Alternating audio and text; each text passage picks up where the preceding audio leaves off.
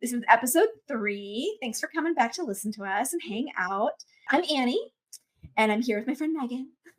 Today, we are talking about a topic that is very personal to us, and that is being bullied by friends and abuse, and how that ended up shaping our views of friendship. And then eventually, when we found each other, sort of how that played into our own relationship with each other, how we found solace with each other and bonded, as well as maybe contributing to why we acted the way we did when things got weird between us and why we didn't maybe act. So, welcome back. Thanks for joining us again. The reason that we wanted to talk about this is obviously because this podcast is about friendship and how we formed adult friendships, took a long ass break just due to, lack of communication and not having the tools.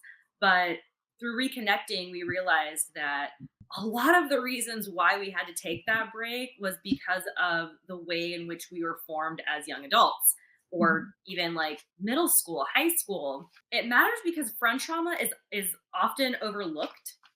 I feel like romantic trauma is usually the one that gets the big ding ding ding, And which family trauma fair, as well, yeah, for sure. fair, totally fair. But friend trauma is really overlooked, and it is just as crucial to someone's development Mhm. because if you think about it, you have more friends than you do partners. I feel like it's a blurrier thing and harder to navigate, especially when Yeah. you're in school and you're seeing these people every single day in class. It's a harder thing to avoid or navigate. Yeah, when you're a girl too, that you Yeah. commonly get that they're just jealous, and you're like, "Of Yeah. what? I'm the one being bullied. Like, what are they jealous of?" But it's interesting because most of these wounds that we carry from bullying from growing up, we carry them into every single relationship. Yes. Family, friends, Mhm. bosses, coworkers, intimate relationships. There's power dynamics in every single relationship we have. And to think that bullying doesn't affect those on our development as well, like, is naive. Yeah, 100%. So, we have a trigger warning. This episode may discuss suicide, depression, addiction, and abuse. So, you have been warned. Both Megan and I, after we became really close friends, realized through just bonding and talking that we both experienced a lot of bullying when we were younger. We both had to be pulled out of school to speak to the extreme of the bullying. Parents had to be like, there's a problem and it's affecting all aspects, and this child needs to be removed from the situation. And that Yeah, happened like the with you. superintendent was like in the office and I got called in. They were just like, and here's your parents, and here's the principal and the superintendent, and you don't have to go to school for the next 2 weeks. Damn. Yeah, Yeah, crazy mine was a times. little bit more like eased into, I think, than that. Let's talk about our experiences with bullying, and then we will follow that up with how that affected us with each other. I think I'm also going to give examples of bullying that I've had as an adult too.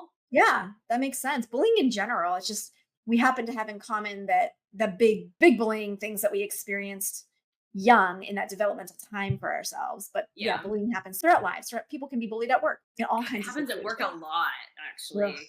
Well, when you It work in the customer does. service industry, like we Or both you work have. in and like, well, just like with people who are trying to play corporate ladder games or whatever, Mhm. Yeah. So it's interesting. Humans are just very interesting creatures, and Mhm. I never thought that power dynamics meant anything. I always thought, oh, we're just all on the same playing field. There is just a level of like, listen, bitch, I need you to know what the fuck is up type Mhm. of energy that you have to have in some situations. You don't even have to say that, you just kind of have to have that as a shell, which Mhm. I feel like in the corporate world, a lot of times I've had to have that don't mess with me look. You know what I Mhm. mean? And maybe that is from what happened to me when I was in middle school, that I'm just like, I sense an energy, I'm getting a vibe, I'm finding that it's threatening. And instead of trying to placate or people please, I'm immediately just like, don't even look at me, don't even try it. Like, That's but so interesting too, because I think that plays into like what we were saying in previous episodes about how we were navigating the weird energy between us. My reaction to that kind of stuff is shrinking myself yeah, shrinking yourself, giving in, like versus not being really wanting. like, no, bitch. Like I struggled so much with standing up for myself. But that's something that I loved about you is you were always down to fight on my behalf. It was just like the complete opposite effect. I had to shrink so small because my dad was the minister in town. My mom worked at the school. I was told all that year, this was eighth grade, by the way, for anyone Mhm. who's listening. Yeah, for everyone I in had middle school, this is when middle a lot of our school. stuff I happened. had to basically deal with about 6 to 8 months of bullying and just stuff it down. Mm, And that had a profound effect on me. yeah. And so I spent that entire summer inside my house fearing for my life because of the reason I had to get pulled out of school. I just remember when I finally found myself again, I was angry. Mm, I was mad. I was yeah. mad that I wasn't able to stand up for myself in a way that I wanted to. And I just was like, that's never going to happen again. I remember in high school, my friend Jay asked me, he's like, what are you so mad about? You walk around so mad. And I didn't even realize that I just had a look of like, don't fucking try it on my face, like Yeah. all high school. I think that it was a proven concept that it worked. But Mhm. as you get older, it's like you can't really win all the time with that attitude. Yeah. So, yeah. Should I go into what friend trauma is, or do you want to read about like defining friend trauma? So yeah, defining friend trauma, it can really be anything, right? Like anything that was carried out by someone you cared about that you considered a friend of yours that made you feel less than or was at odds with who you are as a person and your values and everything, and therefore left impressions and made you feel like you had to change in a way to be safe. Like a trauma response is to try and make yourself safe when you weren't. Right. Can come in many forms. Bullying from a friend group, being made a scapegoat, being excluded or isolated, publicly humiliated by people. Toxic friendships, just like it could be an individual person or a group that just was awful to you and manipulated you, was maybe acting in a jealous way or was trying to be controlling in some way. Betrayal, secrets being shared, backstabbing, abandonment, that sort of thing. And then general emotional abuse, gaslighting, guilt tripping, tearing down self esteem. All that stuff can happen. It's just like such a spectrum for all of those things. And it can be a mix of those things. It could be just one of those things. I feel like all of these things were touched on for both of us in our experiences throughout life, especially in middle school.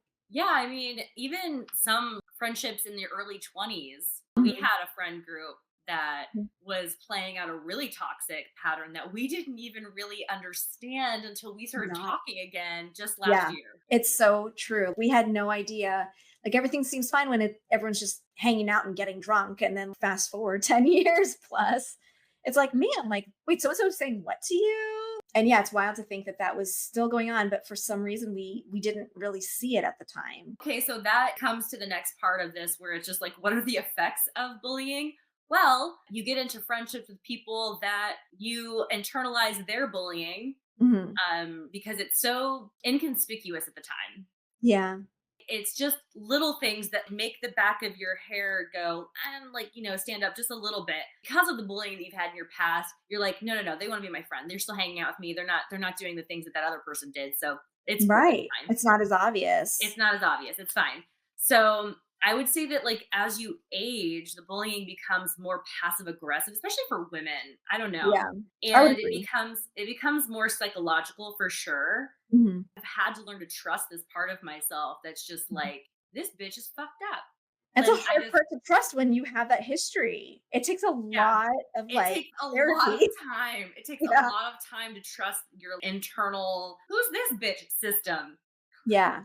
When you are in abusive friendships or toxic situations, your self worth takes a beating.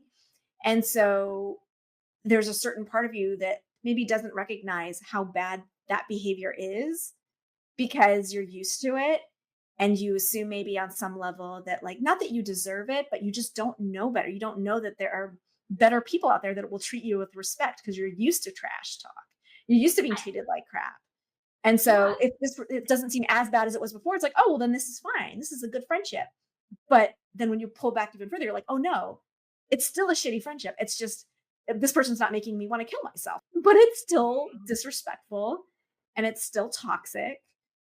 It's just not as obvious. Yeah, you're not Said on the in, playing field of school where it's just like yeah, every microaggression is tallied, you know? yeah. this is like the playground of life. And you see your friends a lot more in your early 20s or mid Mhm. 20s than you do it later on in life. But it's still a lot less than every day for 8 hours at school, right? Yeah. So you see them what, like once or twice a week, and Mhm. you get these sometimes vibes. And you start Maybe I'm to crazy. I'm reading into things. It's not, right. second guessing constantly anything that's like actually a Yeah. red flag. My gut is telling me that this person is intentionally being a little sassy to me in a way that is making everyone in the group around her also make it okay for them to treat me like that. Mm. Because that's what it is, right? There's always a person in a group that has a larger presence, power, dynamic, whatever. It's interesting when we look back, like we said, we've more realized this part of it recently as we've been reconnecting, telling each other stories about like, oh, this person said this to me. And Megan's saying, oh yeah, like she told me this about you. I'm like, wait, what? Like that's not true. Where did that come from? And then me remembering when I was newer to that friend group, there was another individual in that group that she was telling me a bunch of bad stuff about. And so I started to not like that person because I was like, ooh, Yep. I'm not gonna stand for for bad behavior. Right. But then I later found out that person was actually fine and good, and that stuff that she told me wasn't true. And it's like, why did I continue to be her friend after I found out that that other person was really cool and that stuff that she told me about them was false? And why? I How don't would know. I think we? it's because regardless of the weirdness that existed with that individual, the rest of us all seemed to have a really good time. And Yeah. so there were big chunks of the time when we were hanging out where we could kind of ignore what Hmm. was happening with that. I think a lot of people also just roll their eyes a little bit and like, oh, that's just so and so. They're just doing their thing. It's like, but why is that okay? So do you want to talk about any of your specific bullying instances or I've said in previous episodes here, I was very like insecure and very self conscious and lacked confidence in a lot of ways. And that all stemmed from my experiences of being bullied younger. I see value in who I am now because of those experiences from the yeah, past. definitely. But my inability to speak up for myself when I was feeling some type of way about something and, oh, it's me. Megan's just mad at me or she doesn't like me. Like I was internalizing that stuff instead of being like, wait a minute, maybe she's not mad at me. Maybe I wouldn't have internalized anything as like a negative thing. I would have been like, hey, wait, I don't understand what's happening right now. Let me just ask.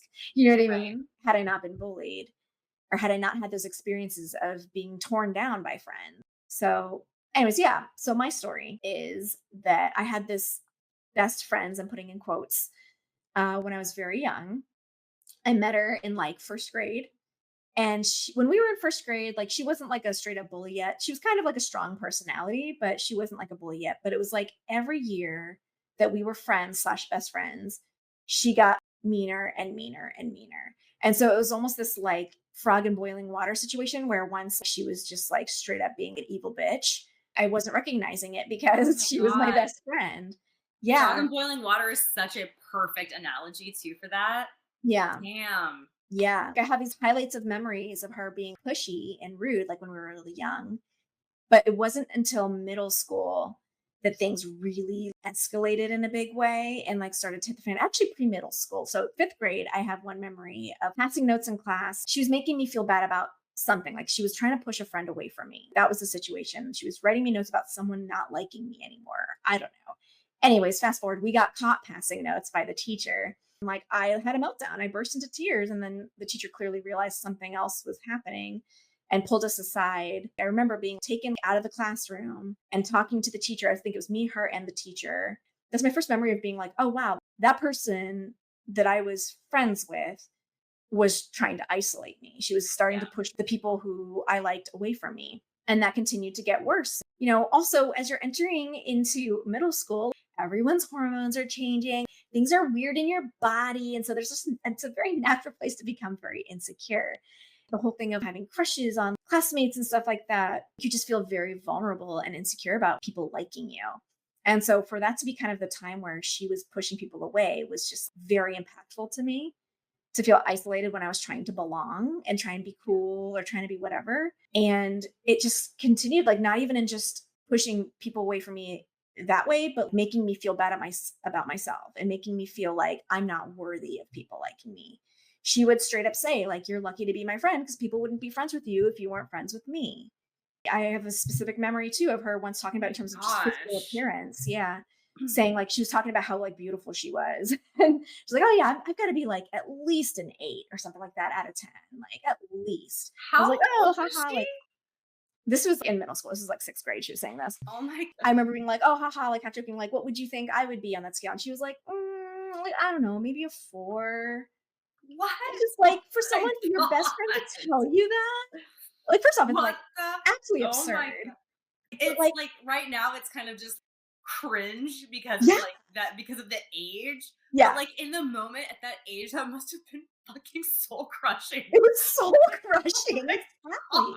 But it's like that's how she talks to me on a regular basis. Oh my And god. so no wonder my self-worth tanked. No wonder I didn't feel comfortable standing up for myself because I wasn't worth it. I wasn't good enough, pretty enough, smart enough, all of these things. I was lucky to be friends with a bully because no one would be friends with me without her. Even though there was a part of me that didn't believe that, but there was like this other part of me that was just, is it true? Or like, I don't know. So there was like a lot of manipulation happening there. And then she would spread rumors. We grew up in a time that was in the time makes it sound so old, but it's like homophobia was like rampant. And in Yeah. middle school, especially, it was common, like when we were kids, like for people to use the word gay as like an insult. Yeah. If you were considered gay, like that was an insult. And so Yeah. she spread a rumor about me that I was a lesbian, which of course made me a target for people. And, And this was you your know, friend, your best friend. this is my best friend. It's funny now too, because like I do actually identify as bisexual now. So who knows? Maybe she noticed something and like used that to her advantage, or maybe she was just knew My that god. homophobia was a thing and was trying to be cruel and isolate me. Like I don't know. Yeah. But she spread this rumor that I was a lesbian, and so that was like the big talk of the middle school. But then she also simultaneously spread a rumor that I had a crush on this guy who was in the grade below us. And apparently, I didn't even know who this guy was, but apparently he was some kind of kid that people didn't like. So it's like, ooh, how shameful. She has a crush on this outcast that's younger than her. Ew. Oh my And god. so it was just like this weird thing where I had like these two simultaneous things. And like people were coming up to me and telling me, she's saying this. Is that true? And I'm like, wait, what? Why would she say that? Like, no, she didn't. Yes, she did. It was So wait, weird. did And you so did you ever ask her like why are you saying these things? Did she just not admit it? she wouldn't admit it. I never asked her why. I asked her, are you? And it was like, no, no, I don't know who was saying that. Just lies all the time. But she was constantly trying to manipulate the world around me and how people saw me. I have this like very vivid and sad memory of one of the things that she liked to do, because she did it at least twice that I know of, but would tell me, at least that I remember, tell me like a certain guy would like me. And he didn't actually. Yeah. And they would just be making fun of me behind my back, sort of thing. And so one time she gave me a phone call and was telling me there's this one particular boy, oh my gosh, he really likes you. Like, you should go out with him, blah, blah, blah. It was this whole thing. This particular phone call happened towards the end of our friendship when I was finally like done with it. And this was actually a very big hinge for that friendship being done. But it was like this whole thing. And then eventually I find out through this phone call, he's on mute on the other My line. gosh. And they're just basically trying to humiliate me. But like I got upset clearly. And her reaction to me was like, oh, forgive me. But she was being very like fake about it. Like, oh, I'm so sorry. Like, oh, I can apologize. Like, what do you want? You want me to buy you flowers? Like, will you forgive me if I buy you flowers? Like, oh, I'm sorry. Wow, Like, so then talking like in patronizing that you. kind of tone, very Like, patronizing. wow, And okay. like, oh, you don't want to be my friend anymore. Yeah. And like, I remember just being like, no, maybe I don't want to be your friend anymore and hanging up in that moment. It was like, it took like every bit of strength that I had in my body just to do that and to say that. And I just burst into tears. And like at the moment of this conversation, my parents were trying to sit down to dinner. And it's like, I'm getting the calls like, Annie, come down for dinner. Like, as this is all going Yeah. down. And so they're waiting for me. I end up hanging up this phone, bursting into tears. My mom comes running upstairs, like, what is going on? Like, all of a sudden she just Of hears me course, wailing. right? Yeah. And she's just like holding me. And I'm like, like the whole thing. Yeah, that is the way my best friend treated me. And so after that experience of just being talked down to, manipulated, isolated, like all the things that we talked about before, it was really hard for me to feel safe in friendships. And so, Yeah. and to stand up for myself because I had such low self worth. Like I hated myself at the time. I became suicidal because of this person in my life. I felt like I had nothing to give the world because I was just this waste of space. And the only reason literally I didn't take my own life was because I knew my parents loved me, which I'm gonna cry even just Oh my god. telling this story because, like, Annie. I know, like, I literally, like, I had no love for myself, but the only thing that kept me alive was that I knew it would hurt my parents because I knew they loved me, and I couldn't do that to them. It God, now I wanna it's find this wild. person. I wanna, like, beat her up. She's awful, and it's interesting, like, as an adult looking back, I wonder, do you know if she was being abused? Because it's like, how could someone act like that out of a vacuum? Nothing happens out of a vacuum. Where was she even learning to act this way? Like, who knows? I don't know. Genuinely, some people are just psychopaths. Maybe. I And mean, maybe like, that's just it. that's some high level narcissism and psychopathy for that age Yeah. to, like, It's be too young to be acting patronizing, that and I mean, it's not that it's it's too pretty young. young to be that, like, conniving, you know what I mean? Yeah. It was That's very intentional. It was very intentional, that's and, like, insane. after our friendship was finally breaking apart, I ended up meeting this other girl in middle school who she was also like a social outcast. And we bonded and found friendship with each other. That was good. But man, it just really messed me up for friendship going forward. And it was hard for me to feel comfortable being who I am because who am I, first off? Like, I'm still at the age of I'm trying to figure that out. Yeah. And B, whatever that is shameful. I was taught that I No, am a it's shameful not okay. person. It's not okay. Whatever you are right now is not okay. Like I mentioned before, I was pulled out of school. There were a bunch of things going on, like the bullying obviously was like a huge factor. I've also, was struggling with my ADD. And so academically was failing, not having the programs to support me. And also just socially was so crumpled. I couldn't focus. Like it just like kind of exacerbated the issue. And so my Yeah. parents, the school year wasn't even up and they were just like, nope, we're done. We're pulling you out. They homeschooled me for the rest of that year and the following year to finish out middle school so that they could get me into school, a private high school that they knew was a good place and that would support my needs. That ended up being the best thing in the world for me. And I made some great friendships in high school.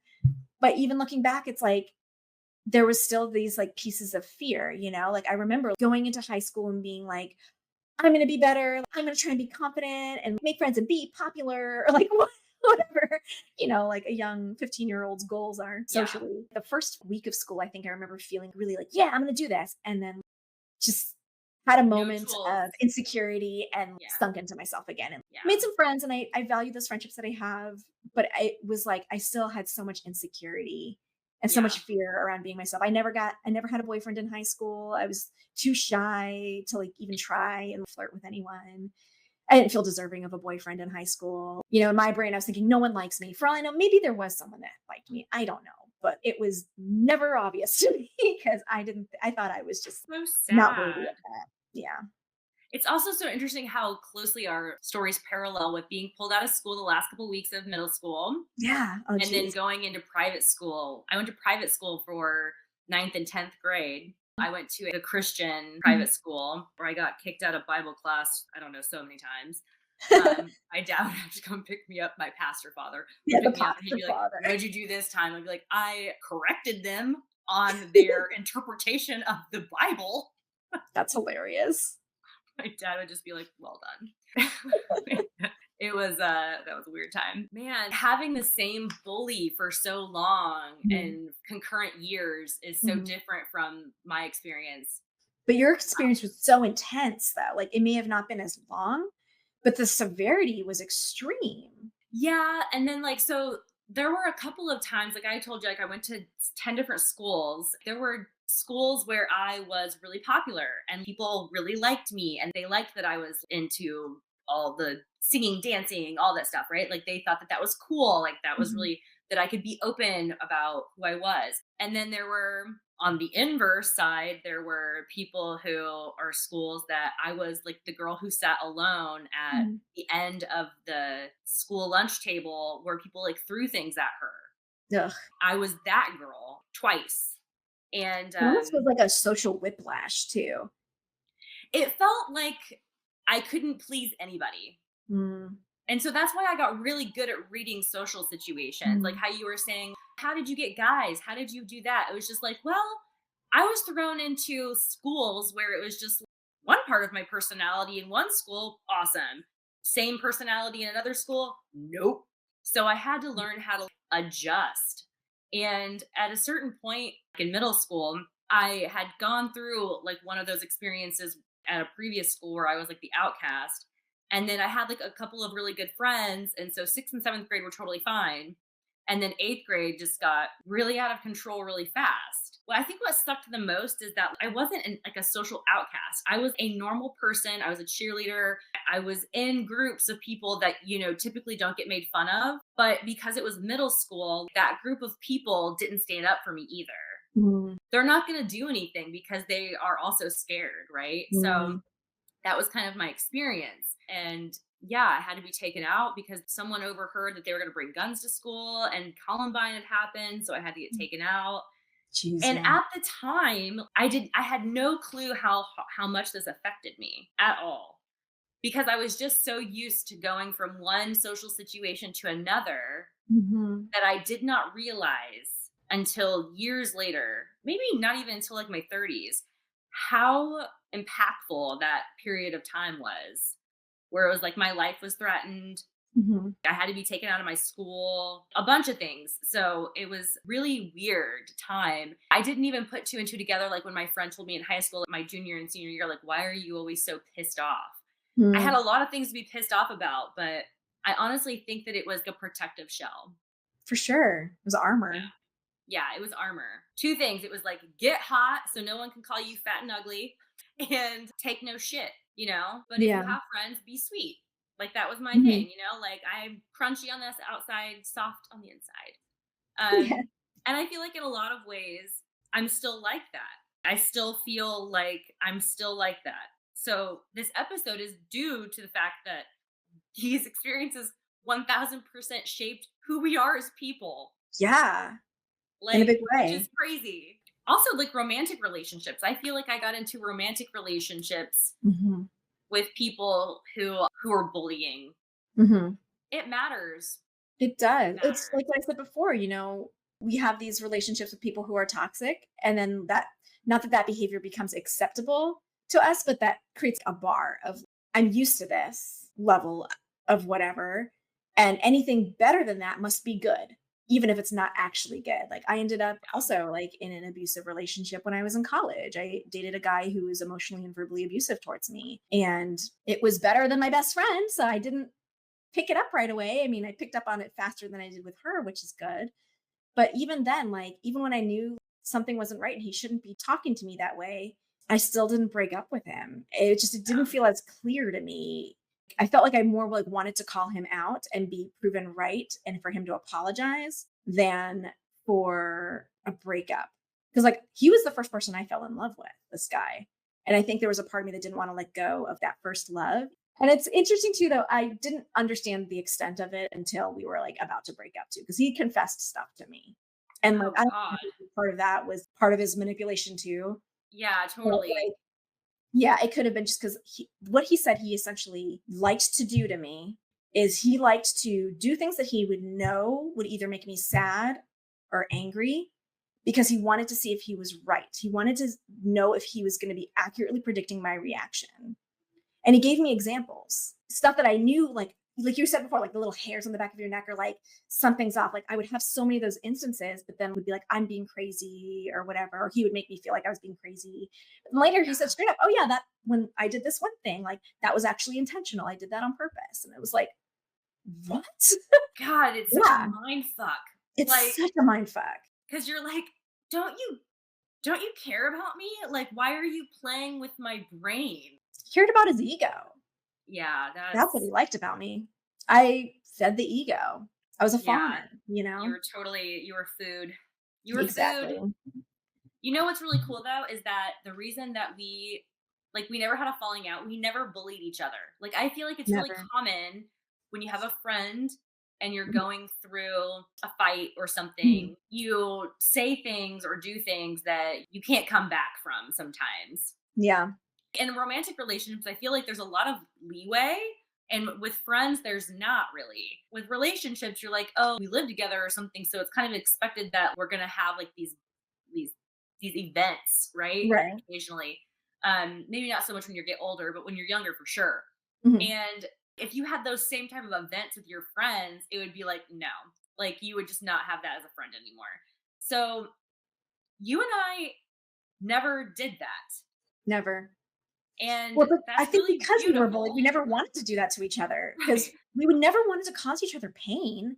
We recognized that there was weirdness there, but we didn't want to add to it. We wanted to remove it, but we just didn't know how. Yeah, but the thing is, like, we so badly didn't want to bully each other or like hurt the other person's feelings Yeah. that it completely ruined our friendship too, We had which ended is up so not saying crazy. things that we should have said at the time, but Yeah. it's like saying anything remotely negative seemed bad. And it didn't Yeah. seem like standing up for yourself and trying to get to the bottom of something, like, which is a healthy behavior. You want to be able to talk things out. I lacked the ability to see the nuance in that. I assumed if I said something to you about something that was bothering me or hurting me or whatever, that was me being mean, and I didn't want to be mean. Yeah, I don't even think that you and I, if we tried to have that conversation about anything that was like hurting one another, that we would have even known how to deal with that. I don't know. We would Yeah. have talked it through and then also in the back of our head run through the conversation a million times, and Anxiety. like it would have never been squashed, Yeah. right? Yeah. So It's fair. We didn't have the therapy yet. We didn't have the language. And that's okay because that's who we're who we were then. And we eventually got the language and got all that. I'm so grateful for that because it's nice being able to look back now. Here we are, like, able to talk things out. We're understanding the situation now. yeah, we see each other like this is where I was then at Yeah. my level of knowing, my level of confidence, my level of knowing who I was, Mhm. or like maturity level, Or lack thereof or lack for both of us. thereof. Yeah. I used to really wonder like where my bullies were and Oh, like what yeah. they were up to. I do know for a fact that a couple of them probably didn't have the best home life. I think that it's totally fair when you're first healing from something that you do not have to give those people a break. Like Mm. I don't like it like when people are like when my daughter, when she comes home from school and someone's been mean to her or something, my initial thought is not, "Oh, I wonder what that kid's going through." My Right. initial thought is, "What happened to you?" Yeah. And I think that that's the same kind of mothering you have to have for yourself. The first step of healing is not, "Well, they're going through something." No, Yeah. that's after you've healed and had a Mhm. considerable amount of time to go, "Oh, yeah, 'Cause that can feel they had some dismissive stuff." otherwise Yeah, of your because then it's feelings. that person's always more important than Exactly. you. Now I can say, like back then, I definitely did not Yeah. care. But now I do think that it's relevant to Yeah. like the story of how people are also raised or how what Mhm. they're around really matters. You wonder, some people are in environments that are abusive or whatever, and they learn to be better. Yeah. And some people learn to teach their kids how to be bullies. So I don't And get it, sometimes you you have know? 2 people in the same family that one becomes better and one becomes the bully, like, same situation, but there's personality involved too. That everyone Yeah. always has the ability to make choices. Sometimes your choices aren't very good. I can hold space for that. But yeah, I hear what you're saying where there is that nuance there of at the time it's okay to not hold space. They still chose to treat you a certain way. But then later in your healing journey to also be able to then hold space and be like, okay, doesn't excuse the behavior, but it doesn't mean it's not a part of the sequence of events of what happened. Yeah. Yeah, it's just it's crazy how much I feel I had to mold myself in all those different schools or whatever or situations or churches or Mhm. just a lot of different kinds of people I was exposed to, right? Because when your dad's a minister, you don't just meet people who are like godly. You meet Mhm. people who are in gangs or have Mhm. done like some of the worst things ever. And they're trying to come to church for the first time to like become better Yeah. people. So you meet a lot of different kinds of people and you have to learn to talk to all of them. Mhm. And I think that overall, all of those experiences, the bullying, the having to mold myself into different versions of myself to fit every social situation, I actually would not give that up for anything. I actually feel like it's a huge part of who I am and what makes me me. Yeah, 100%. I feel like one of the reasons why I have so much patience and am a very compassionate person is because of a lot of my experiences. Yeah. And that is valuable. I don't like that I experienced a bunch of effed up shit, but I like who I am today. And I'm proud of who I am today. So, Yeah. I've heard this quote before: you become the person, or you hope to become the person that would have protected you as a child. Like Yeah. I'm the person now that like if I met middle school me today, I would protect the shit out of her. I would help her. I Yeah. would in whatever way I could. Because I didn't know how to do it for myself then. But now like that girl could look at her future self and be like, wow, I made it. I got through that and I became strong and I Yeah. became confident and I became all the things that I don't think I'm worthy of being now. Man, I think if middle school Megan saw me now, she'd be like, "Thank God." No, she would just be like, "Thank God you're cool." You are cool. That's like the first thing I thought about you when we met. I was like, she's so cool. Like, I want to be her friend. I hope she thinks I'm cool too. It's a trick. I'm not. I'm weird. Turns out we're both like hardcore nerds. Yeah, hardcore nerds. It's totally a front, I think. That people like, "Oh, you're so cool." I'll be like, "You don't know how weird the weird gets." It gets weird.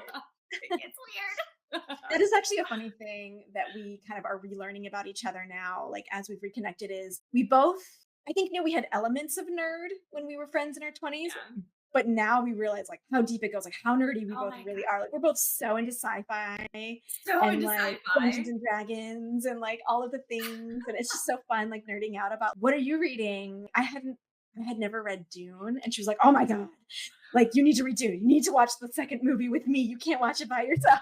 Like, we watched it together in Vegas. Like literally, we went to Vegas to watch Dune together.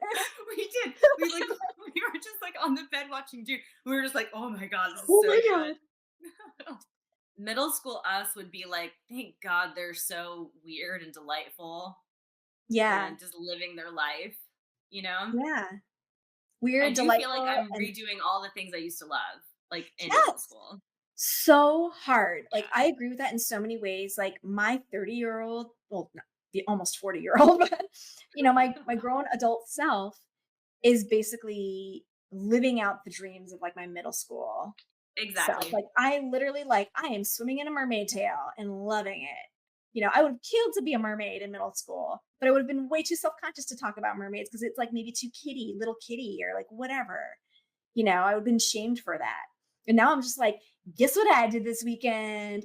I learned how to blow this really cool bubble, You're like, like "Fins up, underwater. bitches." Yeah, right. I I was having a karaoke, like, I don't know, experience, but while I was waiting for you to hop on StreamYard, I was literally singing, like, so many songs. I loved that. I popped on and you were just jamming. I was like, yeah.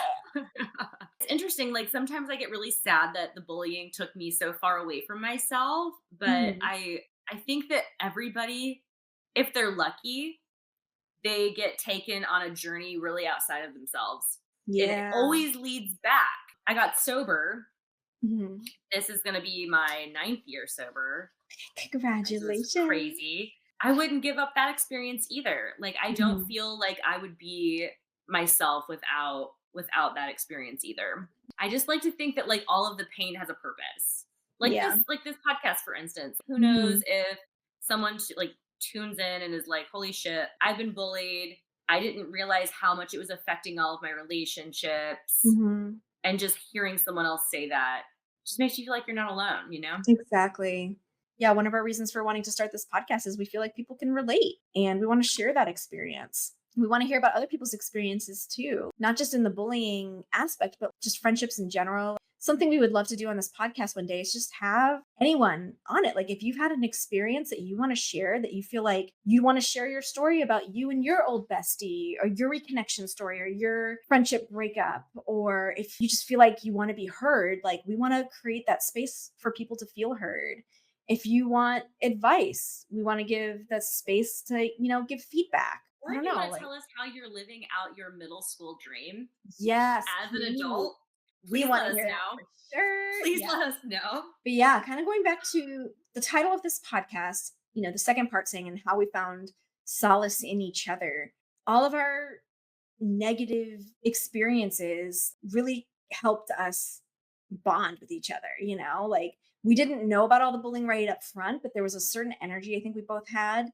We both wanted to have a best friend so badly because neither of us had had a friend yet that had made us feel so seen that we were able to be that for each other and kind of fulfilled that dream with each other as well as wow, like I am so equally loved whatever energy I put into this friendship, I get back. And whatever I say isn't going to be judged or used against me. This person's never trying to manipulate me. And because we found so much of this like kind of dream friendship in each other, that's also why it hurt so bad when we lost that friendship, and why we were always like longing for it back in some way, not knowing how to reach out to each other for 10 years. And maybe we had to take a break to do our healing and all of that stuff. I'm so grateful now that we were able to reconnect. We were never meant to not be friends. The fact that, like, as soon as we met, we could be ourselves. We Yes. weren't going to make fun of each other. We could be as weird as we wanted. And not only would we not make fun of each other, we would mirror each other And encourage. and Yeah. encourage. And so Yeah. it just became like, it felt safer to be with you than to be alone sometimes. Yeah. Because it was like, if I'm just by myself, I have my shitty brain to contend with.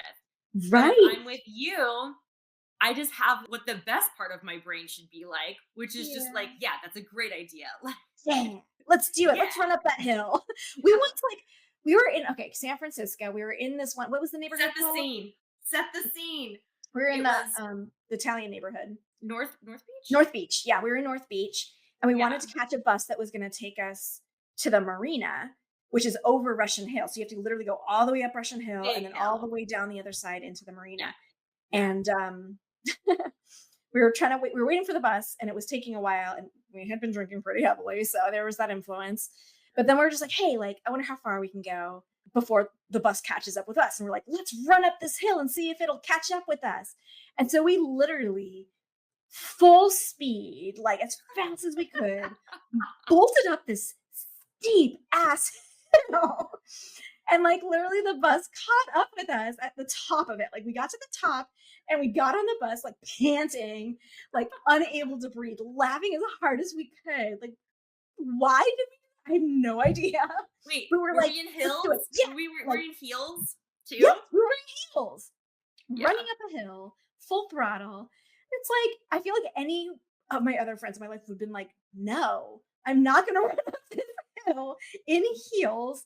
And we were just having fun. And we're just like, yeah, it's an opportunity for fun. Let's just do it. And like, it We're was just like, let's hilarious. just do it. Who It's a cares? funny, it's like, I love that memory. It's such a If we silly, fall on our great ass, who us cares? memory. We were always just down to have fun. It didn't matter like what we were doing, like Yeah. walking. Walking, Like literally. walking. Yeah. Walking was fun. I don't think you remember this because I've brought up this memory before and you don't remember it. But like, okay, so Annie lived like here and I lived like here, and there's like 3 blocks in between. Yeah, And we one lived time basically on different hills, but just she was across. walking this way towards my house. I was walking this way towards her house. And at the time, Usher's "Yeah" was like a really big song.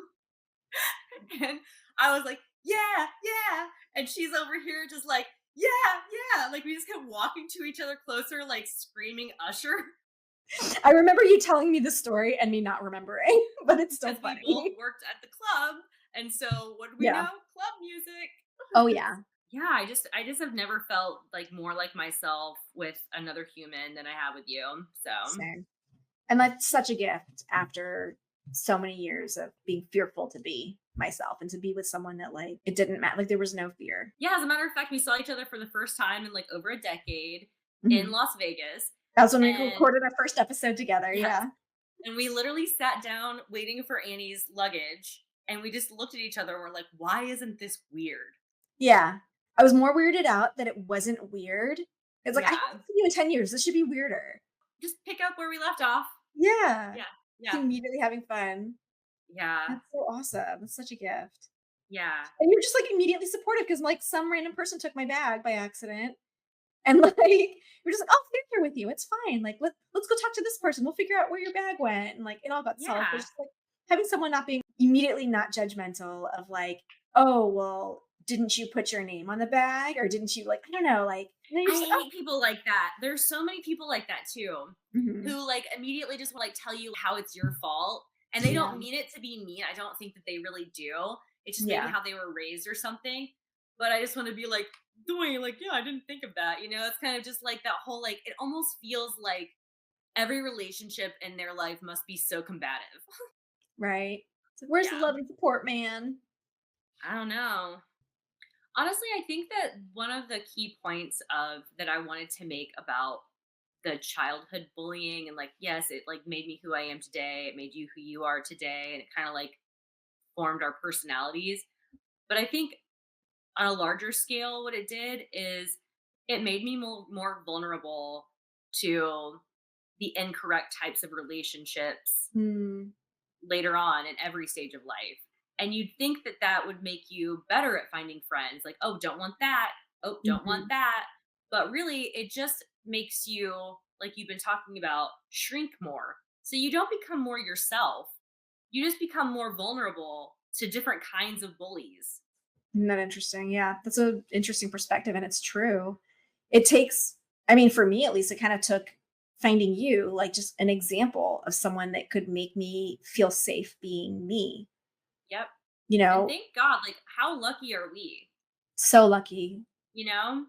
Hmm. So I do think that, yeah, it started a cycle. It created a pattern of Hmm. where every time something happened to me that was negative in a friendship, it didn't signal to me become more confident Hmm. and find better friends. It was dim your light a little bit more, shrink into yourself a little bit more, Hide don't yourself a little be bit more. hide yourself a little bit more, and you Yeah. just become more and more like Swiss cheese. And so it's like this abuser likes that, part. This abuser likes Hmm. that part, and so you just become a plaything Mm. for people with stronger personalities. That's so So interesting. Yeah. and so I think that having this conversation is incredibly important because if you don't take the time to evaluate where it stems from, how it started, and all of the relationships between then and now, you can't even really conceptualize your healing or where to even begin. Where do you begin? Yeah, you got to understand the first initial triggers that started Yeah. it all. And And it's the fact interesting that too. Mhm. we're so dorky now means that we're actually healing the entry point wounds. Yes. You know Oh, what I mean? yes. Because you, like, heal in reverse. And so it's like we're Yeah. finally getting to the point where it's just like, yeah, I'm gonna be as nerdy as I want to be. Yeah. And if someone doesn't like it, then fine. Then they can not like it, and I'll just have a different friend. Like, whatever. I'll just find like 10 other friends who do like D&D. Who Yeah, cares? exactly. Or want to be mermaids with me, or like Yeah, whatever. exactly. Exactly. Exactly. What about Yeah. you? Do you have anything that you One thing that made me think of, I had referenced the frog in boiling water, and I feel like trying to break those patterns, like you're saying, like with each like toxic thing that you enter, it's not this immediate like, okay, I just got to be stronger and better and find the better things. It's like you know that you deserve better, but it's not like this full steam of head healing jolt forward. I feel like for me, in a way, it was almost like the reverse, where it's like I was a frog in boiling water, and then the temperature started slowly going down. It was like each friendship, or specific, I guess a better example for me would be each boyfriend, right? Like, so once I was like in the really bad relationship in college, each boyfriend I had after that was the best boyfriend I had ever had. right? But that doesn't mean it was a good relationship or a healthy No, relationship. From totally. my perspective, I was like, wow, this is great because I'm not feeling all these terrible things I was feeling before. But then after that relationship would end, it'd be like, oh, wow, but I was still feeling terrible in other ways or not as Yep. good as I could have felt. I would never say I had another abusive partner, which is good, but I definitely had partners that didn't support me in the ways that I should have been supported, or respected me in the ways I should have been respected, just as like a partner and as a human and as a woman. Yeah. I do want to say, like, just kind of disclaimer. I don't know if that's the right word, but we talk a lot about like the bullying and like all like the negative experiences. That doesn't mean that there weren't also good friendships between those points. Like, I value, my friends in high school and Yeah. college very much. And after college, other San Francisco friends. Yeah. It's not like everyone was abusive. Like, no, but I had No, of some course big, not. impactful negative experiences that affected my personal ability to feel free in my personal expression. It had nothing to do with those like newer friendships that were healthy. It was more of a me thing. So I just wanted to throw that out there. If you're Oh, listening, I love you. 1000%. I had some friends that were great, but because I didn't know how to be fully myself, I don't think that they got the full experience of me.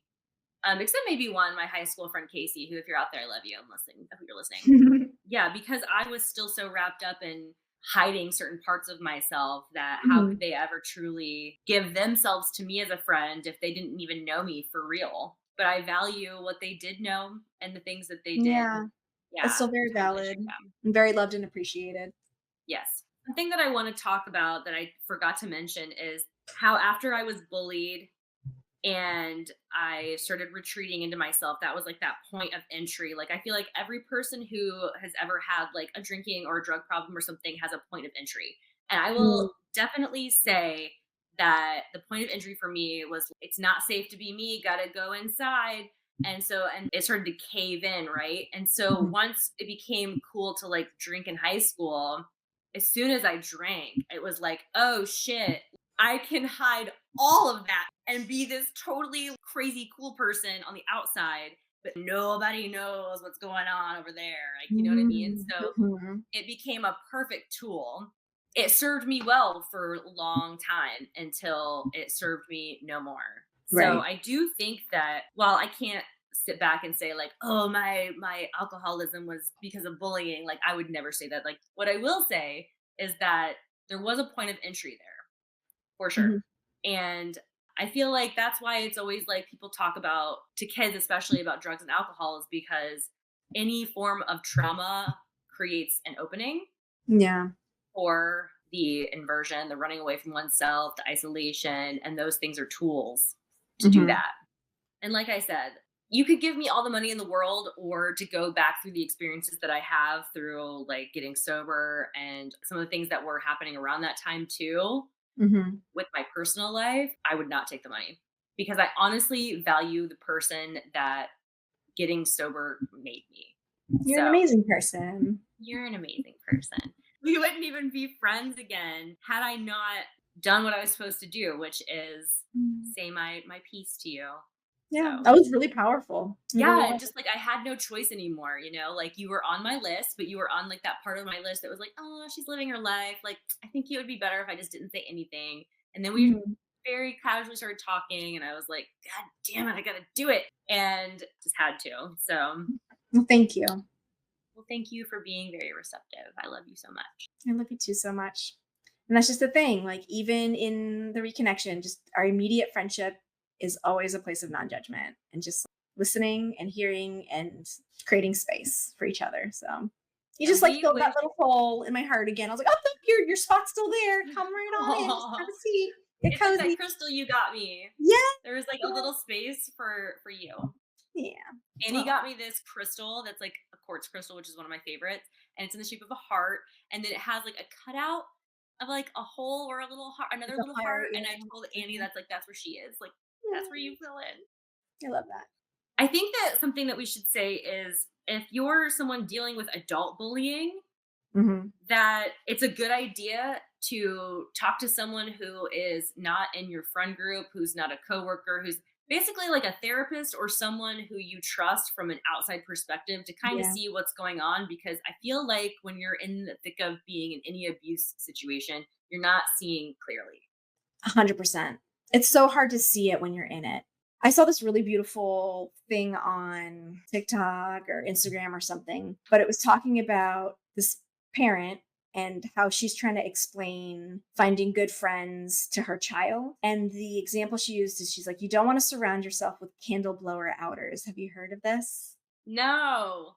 So it's this idea of you have a candle and you want a friend who's going to be like, wow, like, look at your bright candle. Let's show off your candle. You don't want someone who's going to blow your candle out because they want their candle to shine brighter. You know what I mean? Yeah, And that so it's makes like, think sense. of like anything you share, like when you're being vulnerable or sharing a talent or just like trying to be a friend is like you're showing off your candle.